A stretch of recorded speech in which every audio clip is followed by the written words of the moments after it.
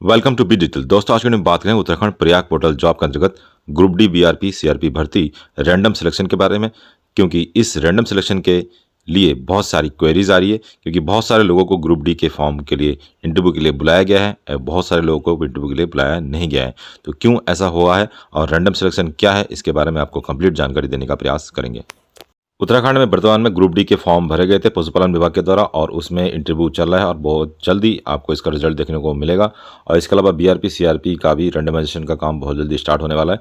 तो इस संबंध में रैंडमाइजेशन प्रक्रिया क्या होती है, जो बात मेरी अधिकारियों से हुई है, तो उसका रिकॉर्डिंग तो मैं आपको नहीं सुना सकता, लेकिन जियो के माध्यम से जो नियम इसमें बताया गया है, जो 11 अगस्त 2023 को जियो ये जारी किया गया था, तो उसके माध्यम से मैं आपको समझाने का प्रयास करता हूँ। तो किस तरीके से रैंडमाइजेशन की प्रक्रिया जो है प्रयाग पोर्टल के द्वारा किया जाता है। तो इसमें आप देख पाएंगे कि इसमें साफ साफ इस जियो में लिखा है कि किस तरीके से रैंडमाइजेशन की प्रक्रिया की जाती है। इसमें लिखा है कि यदि शासनादेश निर्गत होने की तिथि से पूर्व किसी विभाग के किसी सेवा प्रदाता द्वारा आउटसोर्स कार्मिक उपलब्ध कराया गया है, तो ऐसी स्थिति में पूर्व के कार्मिकों को समाहित करते हुए विभाग हेतु आउटसोर्स की रिक्तियों की गणना की जाएगी। उदाहरण के लिए यदि 100 पद आउटसोर्सिंग भर्ती के लिए निकलते हैं, जिसमें से पहले से ही 30 पद जो है कार्यरत है विभाग में, तो 70 नए कार्मिक की आउटसोर्स से भर्ती की जाती है। तो ऐसे सेवायोजन पोर्टल पर कुल 100 पदों को दर्शाया जाएगा और भर्ती की कार्रवाई 70 पदों पर की जाएगी। अर्थात यदि कोई ऐसी वैकेंसीज है जिसमें पहले से ही आउटसोर्स कर्मचारी लगे हैं, तो उनका पद यहाँ पे खाली नहीं समझा जाएगा और बाकी नए पदों पर जो है भर्ती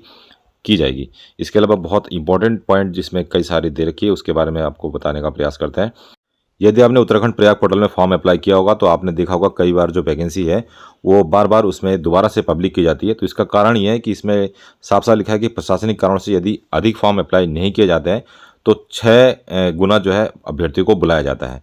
तो मान लीजिए 100 पोस्ट है किसी विभाग में और उसकी विज्ञप्ति प्रयाग पोर्टल के माध्यम से आई है, तो यदि 500 लोग इसमें अप्लाई करते हैं, तब भी जो है उसका दोबारा से पब्लिक किया जाएगा। अर्थात 100 लोगों पर कम से कम 600 एप्लीकेंट या 600 फॉर्म भरे जाने चाहिए, तब जाके ये प्रोसेस पूरा किया जाए। तो पहला नियम तो ये हो गया कि जो पदों की संख्या है उसके 6 गुना आवेदक होने चाहिए, तब जाके रैंडमाइजेशन की प्रक्रिया इस प्रयाग पोर्टल में द्वारा की जाएगी। जैसे अभी आप देखेंगे कि ग्रुप डी के जो फॉर्म पशुपालन विभाग द्वारा रिलीज़ किया गया था, उसमें 195 वैकेंसीज थी और इसका 3 गुना अभ्यर्थियों को जो है इंटरव्यू के लिए बुलाया गया है। जबकि फॉर्म भरने की बात करें तो लगभग मेरे ख्याल से 3000 से भी अधिक लोगों ने फॉर्म इसमें अप्लाई किया था। तो जैसे कि मेरी बात हुई है और जैसा कि इस नियम में लिखा हुआ है, उसको मैं दोबारा से आपको समझाने का प्रयास करता हूँ। मान लीजिए 100 रिक्तियाँ हैं, मतलब कि 100 वैकेंसीज पब्लिक की गई है और उन रिक्तियों के सापेक्ष आवेदन की अंतिम तिथि तक आवेदन अभ्यर्थियों की संख्या 1000 है। मतलब कि 100 पदों पर मान लीजिए 1000 लोगों ने आवेदन किया है, तो 6 गुना से अधिक है, क्योंकि 100 का 6 गुना 600 होता है। तो 600 अर्थात 6 गुने से अधिक लोगों ने 1000 लोगों ने आवेदन किया है। तो कंप्यूटर द्वारा रैंडम सूची में 300 आवेदित अभ्यर्थियों की ही की जाएगी। तो 1000 लोग आवेदन करते हैं, तो उसमें से 300 लोगों का रैंडमाइजेशन के द्वारा चुनाव किया जाएगा। अब 300 लोगों का रैंडमाइजेशन एक सिस्टम है जिसमें कंप्यूटर के द्वारा ये किया जाता है। इसमें किसी भी अधिकारी का, किसी भी कर्मचारियों का कोई हाथ नहीं रहता है, जैसा कि विभाग के अधिकारियों का कहना है। ये एक कंप्यूटर की प्रक्रिया है। तो अब इसमें किसी का लक होगा, तो उसी लक के आधार पर जो है वो 300 लोगों का सिलेक्शन इंटरव्यू के लिए किया जाएगा। तो आप समझ गए होंगे कि 3 गुना अभ्यर्थी को ही रैंडमाइजेशन के लिए चुनाव किया जाएगा, पदों के 3 गुना। जैसे आप पशुपालन विभाग की वैकेंसीज को देखेंगे तो 195 गुणा 3 इतने ही लोगों को जो है इंटरव्यू के लिए बुलाया गया था, जबकि 3000 से अधिक लोगों ने आवेदन किया था। तो बाकी जो फॉर्म है वो विभाग के पास ही अर्थात पोर्टल में ही रहेगा। अब इस कंडीशन में चयन प्रक्रिया पूर्ण हो जाने पर 2 स्थितियां पैदा हो सकती हैं। जैसे मान लीजिए चयन प्रक्रिया में वांछित 100 रिक्तियों के हेतु रैंडम सूची में 100 अभ्यर्थियों का चयन हो जाता है। तो इसका मतलब है कि 100 रिक्तियाँ थी और जो 300 लोगों को बुलाया गया और पूरे इनको 300 लोग मिल गए जिनके की डॉक्यूमेंटेशन वगैरह पूरे हैं। तो 100 लोग अगर रिक्तियाँ की पूरी भर जाती है, तो ये वैकेंसीज या जो नियुक्ति है वो कंप्लीट मान ली जाएगी। और दूसरी कंडीशन ये है कि 100 रिक्तियों के सापेक्ष कम अथवा एक भी अभ्यर्थी का चयन नहीं हो पाता है। जैसे कि उक्त 100 रिक्तियाँ है जिसमें 30 अभ्यर्थियों का ही मान लीजिए चयन हो जाता है। मान लीजिए 100 के सापेक्ष 300 लोगों को बुलाया और 300 में से केवल 30 अभ्यर्थियों का ही चयन हो गया, तो 100 में से 30 घटा देंगे तो मतलब 70 वैकेंसीज अब भी शेष है। तो अब 70 वैकेंसीज के लिए सेकंड वेटिंग लिस्ट जिसे हम कह सकते हैं, उसके बाद सेकंड वेटिंग लिस्ट जारी होगी और उसमें 70 लोगों के लिए 70 को 3 से गुणा करेंगे, तो अर्थात 210 अभ्यर्थियों को दोबारा से रैंडमाइजेशन के लिए लिया जाएगा और रैंडम सूची का निर्माण किया जाएगा। अब रैंडम सूची में जो 1000 लोगों ने फॉर्म अप्लाई किया था, तो उस 1000 लोगों में से पहले 300 को माइनस करेंगे तो बचेंगे कितने 700, और उस 700 में से फिर 210 अभ्यर्थियों को जो है रैंडमाइजेशन द्वारा चुनाव किया जाएगा और इनके पास ऑटो जनरेटेड मेल मैसेज और ऑटो जनरेटेड ही जो इसका प्रवेश पत्र है वो वेबसाइट में जारी किया जाएगा। तो ये प्रक्रिया 2 या 3 बार करी जाएगी जब तक कि पूरी वैकेंसीज नहीं भरी जाती है। तो इस तरीके से रैंडमाइजेशन की प्रक्रिया होती है और यही प्रक्रिया ग्रुप डी के फॉर्म में या फिर आने वाली जितनी भी वैकेंसीज है, चाहे वो बीआरपी सीआरपी की हो या कोई भी वैकेंसीज हो, तो इसमें यही प्रक्रिया को अपनाया जाता है। इसमें विभाग के कर्मचारियों का कोई रोल नहीं होता है।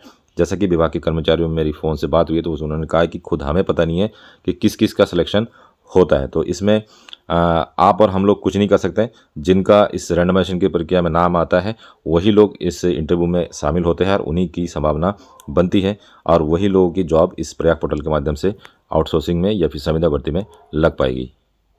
उपरोक्तानुसार चयन प्रक्रिया पूर्ण हो जाने पर सेवा प्रदाता अर्थात नियोजक द्वारा अपनी जॉब आईडी के माध्यम से अंतिम रूप से चयनित अभ्यर्थी की रिपोर्ट डाउनलोड की जाएगी, जिसमें निम्नलिखित विवरण रहेंगे। सेवा प्रदाता अर्थात नियोजक कंपनी का विवरण रहेगा, विभाग का विवरण रहेगा, मांग का विवरण रहेगा, रिपोर्ट की विशिष्ट आईडी जो जनरेट होती है वो रहेगी, रिक्ति अपलोड करने की तिथि, आवेदन की अंतिम तिथि, 3 बार तिथि बढ़ाए जाने का विवरण और मांग को लॉक किए जाने की तिथि। ये सारी रिपोर्ट शासन को प्रेषित की जाएगी।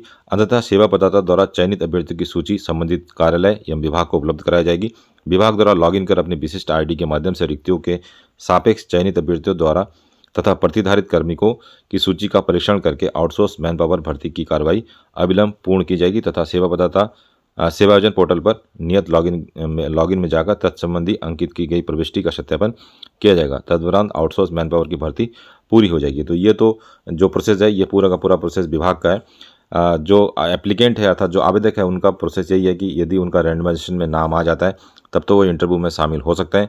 अगर अदरवाइज़ नहीं आ जाता है तो इसकी शिकायत वगैरह आप कहीं भी नहीं कर पाएंगे, क्योंकि इस जियो में साफ साफ इस परीक्षण का, इस टेस्ट का, इस रैंडमाइजेशन का साफ साफ नियम लिखा हुआ है कि किस तरीके से रैंडमाइजेशन की प्रक्रिया की जाती है। और जहाँ तक है आपको इस वीडियो के माध्यम से समझ में आ गया होगा। तो दोस्तों ये था इसका वीडियो। इस वीडियो के रिगार्डिंग कोई और जानकारी आपको चाहिए तो मैं कमेंट कर सकते हैं या फिर वीडियो के डिस्क्रिप्शन में आपको हमारा टेलीग्राम का संपर्क सूत्र मिल जाएगा, उसे भी ज्वाइन कर सकते हैं। मिलते हैं नेक्स्ट वीडियो में, तब तक के लिए अपना ध्यान रखिए। Bye bye. जय हिंद, जय उत्तराखंड।